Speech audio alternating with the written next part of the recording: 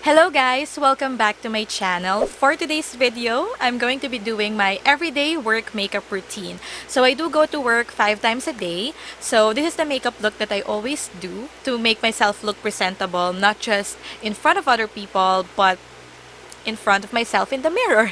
So if you want to know how I do this makeup look, then just please keep on watching. And also, by the way, before I start the tutorial, I'm really happy because I can finally do a talk-through makeup tutorial. Kasi as you can see, I have this. So medyo nag-upgrade na tayo guys. Meron na tayong mic. So hello. Ayan. So medyo na-excite ako dito kaya sabi ko gagawa na ako ng talk-through makeup tutorial kasi meron na akong mic. So ayan.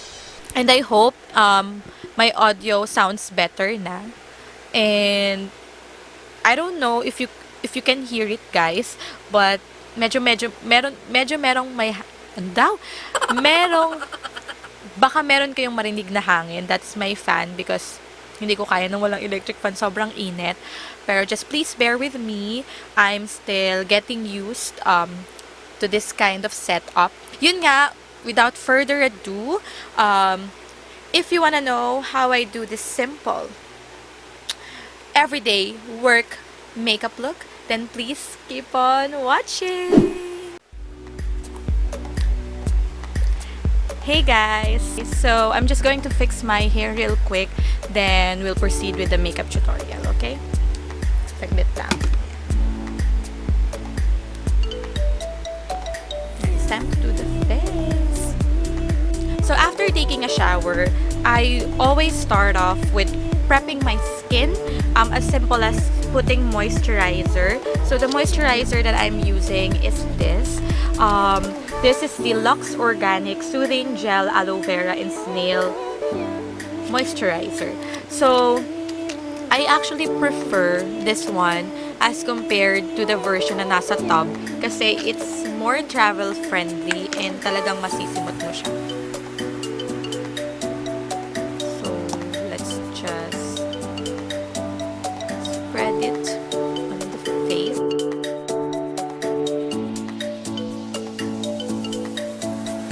So after moisturizing the face, it's time for us to do another skin prep, which is putting on sunscreen. Now, I actually work night shift, so you might be wondering, why do I need sunscreen? Eh, hindi naman daytime yung work. I'm always facing computers, so even computers have radiation as well as UV rays. So to protect my skin from that, I use sunscreen, moisturizer tuloy. Pero I use sunscreen. I actually use 2 sunscreens interchangeably. I love both of them. I have here the 3W Clinic Intensive UV Sunblock Cream. This is how it looks like. Ayan. And I also have the other one. This is from Fresh Skinlab. This is the 98% Jeju Aloe Ice UV Sunblock. And this is how it looks like if you guys are wondering. For this time, since inuubos ko na to, I'll be using the 3W Clinic. And I'll just put that on my hand and apply that on my cheeks and nose, actually everywhere on my face. And of course, you have to put on sunscreen on your neck as well. So let me just zoom you guys in a little bit closer. Yan, para mas kita nyo. And as you can see, ang dahil ko dibang, sumpa. Pero okay lang yan. That makes me human. Diba? After moisturizer and sunscreen, I go straight ahead with makeup na. So I start off with my primer. This is the e.l.f. Poreless Putty Primer. And actually, hindi naman masyadong madami yung kinukuha ko dito. Ano lang, onti lang. And I don't put it all over my face. I actually put it just on my cheek, my nose, the middle of my forehead, my chin, and my top lip. Those areas that tends to get sweaty, tends to get oily, and areas that I have large pores. Let's go ahead and proceed with foundation, because as you can see, I have a lot of knickknacks on my face. And for my everyday foundation, this foundation that I'm going to show you guys is something that I really love. I already repurchased this many times. I don't know how many bottles na yung naubos ko nito. I think nakakalima na ako, pang-lima ko na to or pang-apat, ganyan. But this is the Maybelline Fit Me. So I'll be using this one full pump on my face, and I'll just dot it all over. I'll just blend this out with my blending sponge. I prefer blending sponge for blending my foundation as compared to brush, kasi yung brush mas mahirap siya linisin, and I just find na mas mukhang makapal pag brush yung pinang-blend.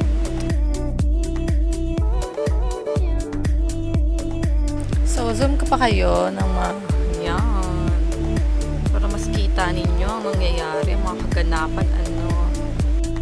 Okay guys, I'm really sorry if the lighting has changed. Kasi pinatay ko yung ilaw namin dito. I just turned on the ring light kasi nagkakaroon na shadow yung pilik mata ko sa face ko. But, yep, I'm actually just blending my foundation. I added more simply because meron parang sobrang dami kong dark spots ngayon. So, pero ano lang yun, I think half pump lang nilagay ko. Or inad ko. Ayan. So, after blending the foundation on the face, of course, ano ba? I'll be spot concealing. Actually, I don't do it all the time kasi may mga good skin days naman ako na hindi naman totally kailangan ng super duper spot concealing pa. But, yun nga, medyo tinigyawat ako and I have a lot of marks or dark marks on my face. So, I'll be using this cream concealer from City Color. And ganito lang yung itsura niya. Tapos, I'll just use my fingers to get the product and put some on the areas that I need more coverage. Okay, this is actually a good trick, guys, if you are like me that has lots of dark spots to cover up. Kasi instead of putting layers of foundation all over the face, you can just do this para hindi masyadong makapal tingnan yung base ninyo. I'll just put some on selected areas lang na I needed more coverage. Yan, like this. And naglalagay na rin ako ng onti sa under eye. Though, I have a concealer for my under eye. Nag-a-add na rin ako. Especially dun sa lines ng eye bag. Yan. Para lang may additional like coverage.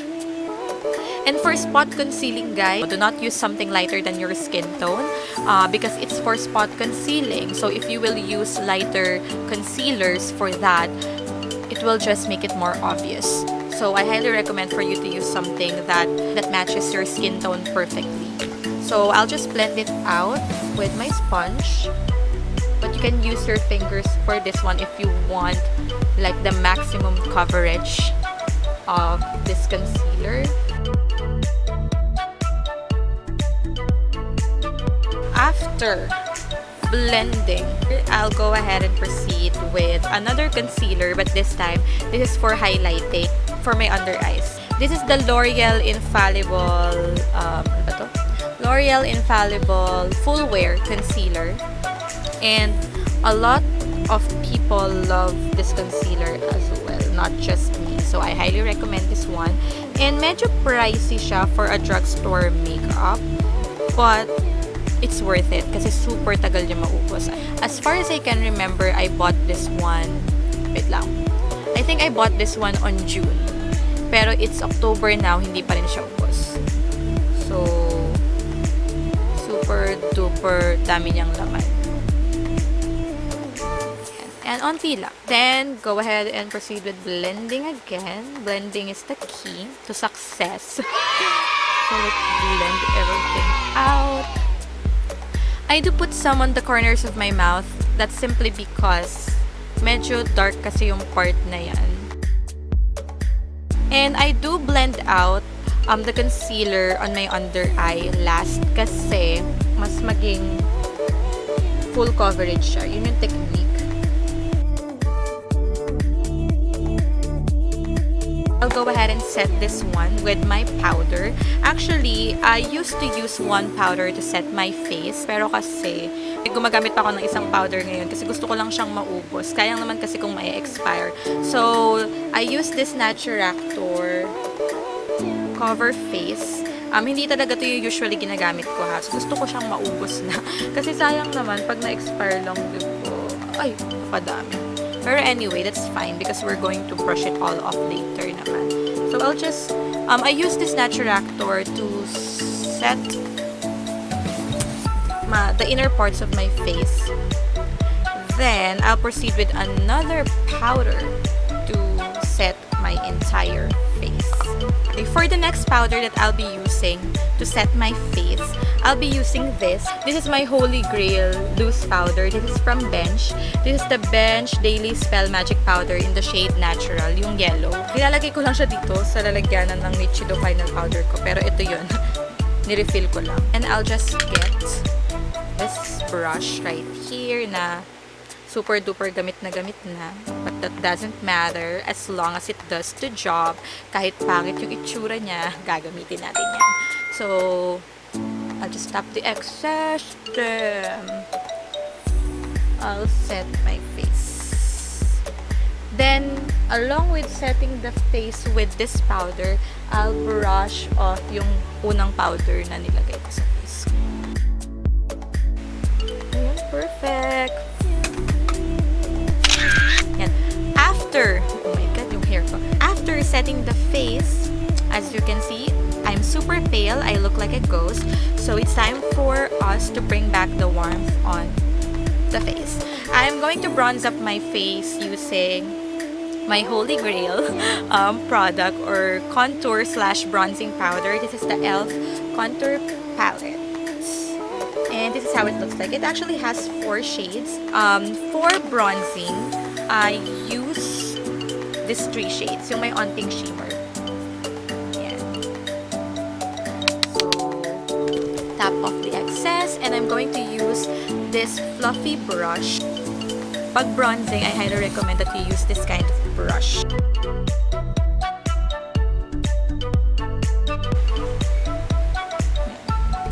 Of course, ang mala airport nating noo, kailangan natin takpan yan. And I'll bronze the nose as well.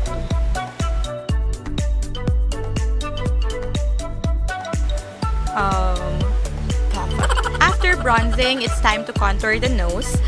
For nose contour, my favorite product is this eyebrow palette. This is from Into It. And it has 3 shades actually. And the lightest shade here, I use this one for nose contour kasi super duper perfect yung shade niya for nose contouring. Then, I sometimes use my fingers to contour my nose if I'm on a rush. But if I do have time, of course, I'll be using a brush. Contour the nose. I cannot skip nose contour because I am not blessed with a pointed nose, so I have to fake it.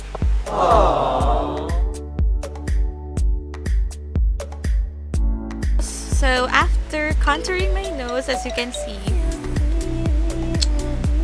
mukha na akong matangos. I'll be putting on blush on. Parang medyo redundant yun, ano. The blush on that I'm using is from Vice Cosmetics. This is the Aura Blush in the shade Byucon. What I like about this blush is it's super duper pigmented. I actually bought this on June or July, mga ganyan. But as you can see, ginagamit ko siya everyday, but the print is still there.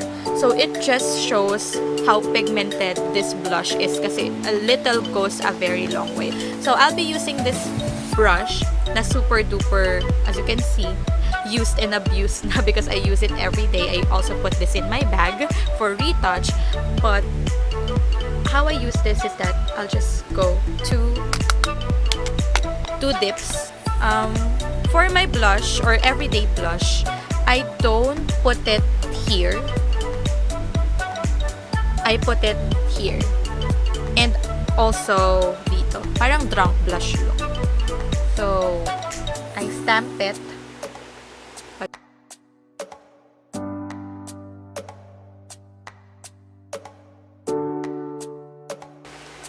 And I also put the excess on my chin. Pero as you can see, parang napasobra tong left side. So, this is how I do my blush. It's somewhat like a drunk blush look. But I love it for every day. Now, after blush on, I'll be highlighting my face. Now, my favorite highlighter for every day, and I know most of the YouTubers are raving about this one as well. This is the Essence Pure Nude Highlighter in the shade Be My Highlight. This highlighter is super duper subtle. Sobrang ganda pag nilagay sa cheeks. As you can see, ganyan siya. Vev. Yeah, this is how it looks like if you're going to put it on your cheeks. It's super natural. It doesn't have like chunky glitter or shimmer particles. So it's super perfect for every day.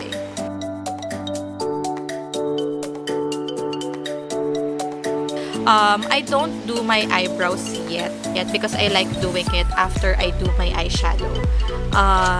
So let me just go ahead and brush it up para lang hindi siya masyadong pangit tingnan habang nag-eyeshadow ako. Ayan. But that's my natural brows pa. Wala pa akong nilalagay dyan. So for work makeup routine, you can actually skip eyeshadow if you'd like. But most of the time, I put eyeshadow on my eyes. Kasi para lang mas mukhang gising, especially I'm working night shift, so kadalasan puyat ako. I'll be using my James Charles palette. Shout out to my, oh my god, ang dumi niya na. Shout out to my trainee for giving me this. Thank you so much. Binigay lang to sa akin ng student ko before. So I'll be using, wait lang, this kind of shade. Ito. Yan, kita ba? It's like a light brown shade. And I'll just get a blending brush and put it on my eyes. Ayan. Then, do the same thing on the other side as well. The lower lash line. Let's use something na medyo parang pinky. Pinky. I'll be using the same brush for that.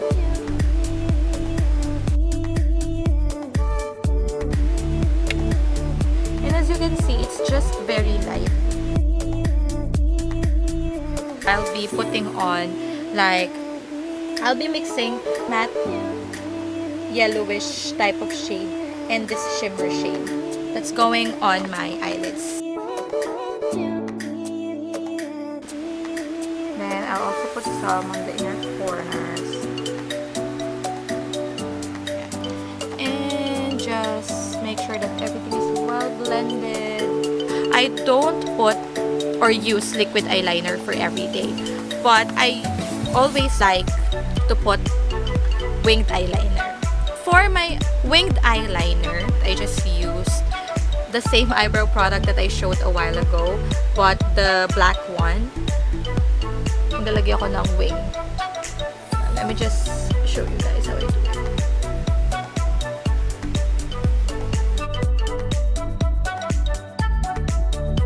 Let's do the other Moving on, it's time for me to put on mascara. Pero kasi, as of the moment, my eyelashes are extended. Nagpa-false eyelash extension ako. So, maglalagay lang ako ng mascara sa lower lashes. Okay. So, I'm done putting mascara on the lower lashes.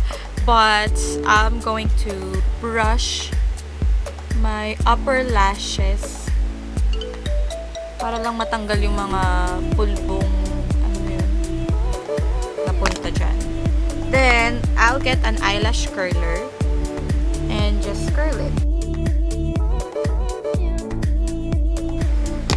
Yan. After curling the lashes, this is how it looks like.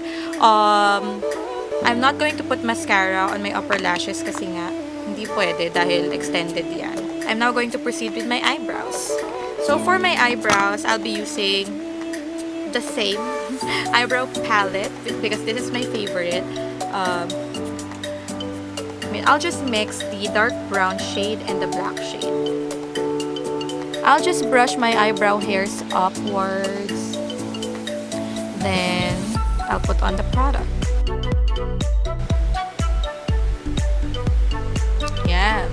So, that's just for my eyebrows. And I'll finish it off with brushing my hairs upwards. Gusto ko kasi nakataas yung mga buhok-buhok ng kilay ko. Para mas mukhang bushy. So, I'm done with the eyebrows. Now, it's time for me to proceed with the last part. We're going to be doing the lips. I actually use 2 shades for my lips every time. Because I love the gradient lip effect. So, I'll be using my everyday lipsticks, Maybelline Liquid Sensational, Maybelline Sensational Liquid Matte Lipsticks. These are in the shade Soft Wine and Truly MLBB. I don't know if you guys can see that, pero ayan. To do the gradient lip that I'm talking about, I'll be starting off with a darker shade of red. And I'll just focus this one on the inner part of my lips.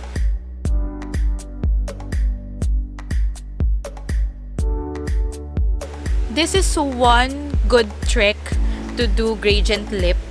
Kasi yung, di ba yung iba, nag-work sa kanila yung, alam mo yun, lip tint lang, tapos yun lang ilalagay yung sa loob na part. Pero kasi, if you have dark outlines sa lips, like mine, ito yung perfect na technique. So, just use 2 shades of lipstick. The other one is the darker shade, then the other one is the lighter shade. And you're good to go. This is how it turned out. Right? Diba? Ang ganda. Now, actually, I'm done with my makeup. That's my everyday makeup look or my world. But, of course, to set everything in place and to make sure that it won't look powdery, I'll be using a face mist. This is the Fresh Skinlab Collagen plus Hyaluronic acid facial mist. So I'll just give it a good shake, then spray it. And just let it dry. Do not wipe it with tissue. Just let it dry. Now, while we're waiting for that to dry, I'm just going to fix my hair para maka-aura na tayo. And ayun lang yun guys. So, aayusin ko lang yung hair ko and I'll be back.